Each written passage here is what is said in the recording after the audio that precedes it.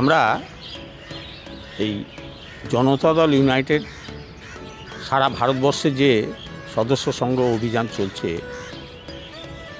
নীতিশ কুমারের নেতৃত্বে সারা ভারতবর্ষে যে নীতিশ মডেলেরও যে প্রচার চলছে, পশ্চিমবঙ্গে আমরা সেই প্রচারটা চালাচ্ছি।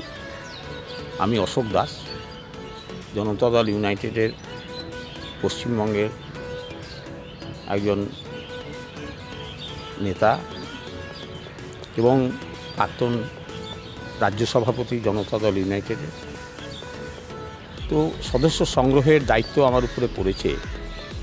সারা পশ্চিমবঙ্গে 23টা জেলায় আমরা সদস্য সংগ্রহ অভিযানের সঙ্গে সঙ্গে আমরা নীতিশ ব্রিগেড এবং নীতিশ মডেলের প্রচার চালাচ্ছি জনতা দল ইউনাইটেডের মাধ্যমে।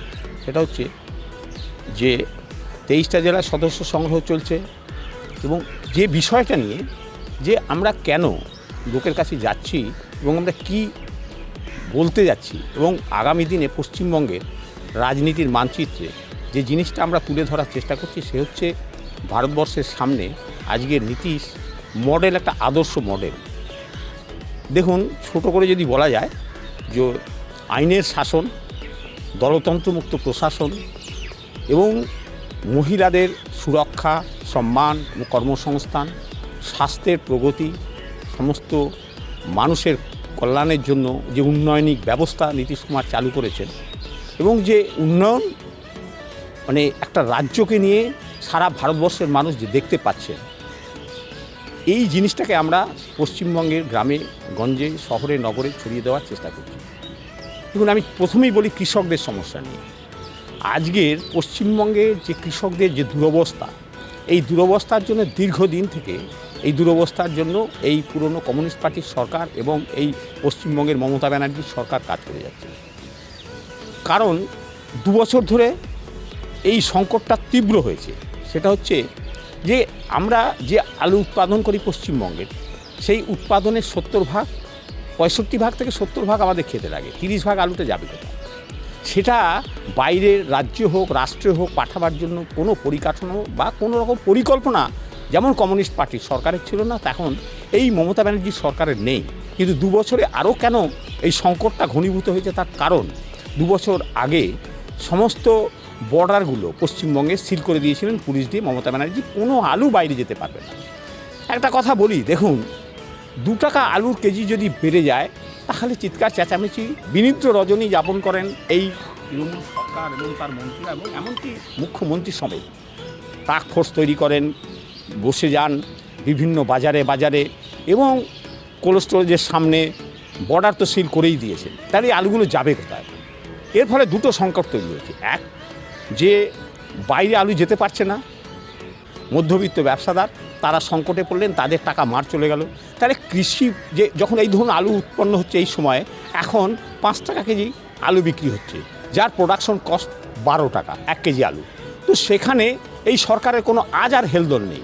তখন হেলদোল ছিল, একটুখানি আলুর দাম বেড়ে গেছিলো বলে।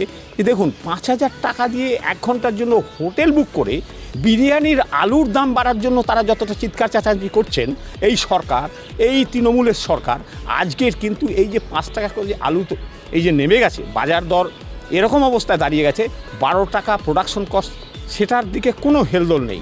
তাহলে এই যে সারা পশ্চিমবঙ্গ থেকে উত্তরবঙ্গ এবং দক্ষিণবঙ্গে এই একটা যে ব্যাপক মানে একটা অর্থনৈতিক সংকট তৈরি হবে, কয়েক হাজার কোটি টাকা যে হাওয়ায় উড়ে চলে যাবে, এই টাকাটার আর কোনোদিন হদিশ পাওয়া যাবে না।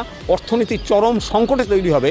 শুধু চাষি মরবে না, তার সঙ্গে সঙ্গে যারা নুন তেল মুদিখানার দোকান যারা করে আছেন তার দোকানে মাল বিক্রি হবে না, কৃষি শ্রমিক যারা তারা কাজ পাবেন না, হার্ডওয়ার্কসের দোকানের মাল বিক্রি হবে না, এমনকি যারা মোটরসাইকেলের দোকান যদি বিক্রি হয় মোটরসাইকেলগুলো, সেগুলোও হবে না। এই যে অর্থনীতি একটা চরম সংকটে পড়বে, তার জন্য এই সরকারের কোনো হেলদোল নেই।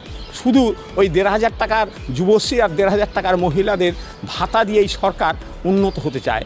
কিন্তু সেই জায়গায় বিহার সরকার দেখুন বিভিন্ন জায়গায় মহিলা সুরক্ষার কথাই আমি বলি, সেখানে পুলিশের 35% যে নিয়োগ হয়েছে, সেই নিয়োগের সেখানে মহিলারা পুলিশের 35% মহিলা পুলিশে নিয়োগ হয়েছে। পশ্চিমবঙ্গের কজন মহিলা নিয়োগ হয়েছেন আপনারা জানেন।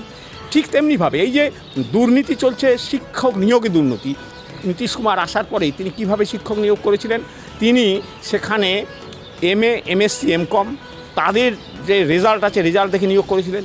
তারপরে যে শূন্য পদ আছে সেখানে বিএ বিএসসি বিকমের অনার্সে যারা আছেন তাদের নিয়োগ করেছেন। তারপরে জেনারেল বিএ বিএসসি বিকমের তারা নিয়োগ করেছেন। এই যে একটা সুষ্ঠু পরিকল্পনার মাধ্যমে যে শিক্ষক নিয়োগ হয়েছে, মেধার ভিত্তিতে হয়েছে, এখানে সেই মেধার ভিত্তিতে দূরে থাকুক। পরীক্ষা নিয়ে জালিয়াতি করে নানানভাবে কোর্টে আপনারা দেখতে পাচ্ছেন, শিক্ষামন্ত্রী পর্যন্ত জেলে ছিল, এখন বেলে আছে। এই যে একটা সংকট আপনারা সাংবাদিক বন্ধু আপনাদের মাধ্যমে জানাতে চাই যে আরও সংকটটাই আলুর তৈরি করছে এরা। কিছু কোল্ড স্টোরের মালিকদের একটা সংগঠন আছে, আবার এই ছোটো ছোটো ব্যবসাদার আর বড় ব্যবসাদার মিলে একটা সংগঠন তৈরি করছে। কমিউনিস্ট পার্টির সময় এরা ওই সরকারের হয়ে কথা বলতো, এখন এরা সরকারের হয়ে কথা বলে। চাষিদের দিকে এরা ফিরেও তাকান না, কেননা বছর বছর কোল্ড স্টোর মালিকের ভাড়া বেড়ে যাচ্ছে আর চাষিকে সংকটে পড়তে হচ্ছে। আর এইসব ব্যবসাদাররা নানানভাবে মানে এদিক না হয় ওদিক না হয় সেদিক করে নানা রকম লোন টোন পেয়ে যায়, নানাভাবে বেঁচে যাচ্ছেন। কিন্তু কৃষক বাঁচছে না, কৃষক সংকটে পড়ছেন। হ্যাঁ, অনেক ছোট ছোট ব্যবসাদারের ফলে বহু ক্ষতিগ্রস্ত হয়েছেন। তারা কিন্তু এইসব ইউনিয়নের মধ্যে নেই, ইউনিয়নের বাইরে আছেন। তাদের কথা যেহেতু তারা সংগঠিত নয়, যেহেতু তারা সরকারের হয়ে স্থাপকতা করেন না, সেই জন্য তাদের কথা আপনারা জানতে পারছেন না।